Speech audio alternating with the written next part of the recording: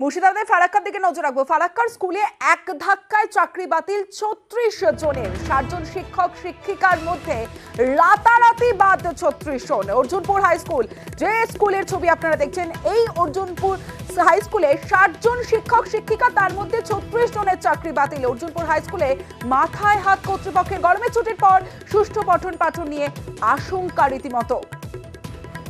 প্রথম জয়েনিং ২০ জনের, আর বাকি হচ্ছে মিউচুয়াল ট্রান্সফার এসছেন ১৬ জন, বিয়ে হচ্ছে ৩৬। গ্রামীণ এলাকা হিসাবে আমাদের স্কুলে প্রচুর পরিমাণে ক্ষতি হবে। বাচ্চারা তো অনেকে হয়তো বেসরকারি স্কুলে পড়াতে পারছে না, এই স্কুলে ভর্তি হচ্ছে, স্কুল আসছে, যদি টিচার না থাকে তাহলে নিশ্চয়ই লোকালের ক্ষতি হবে, স্কুল চালানো সম্ভব নয়।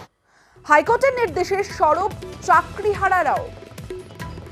2019-এর অ্যাপয়েন্টমেন্ট 2020-তে আমি জয়েন করেছি। যারা অপরাধী করেছে তাদের বাতিল হলে হতে পারে, কিন্তু 100%-এর মধ্যে 8.5%-এর জন্য পুরো 100% প্যানেল ক্যান্সেল। এ কি বিচার ব্যবস্থা?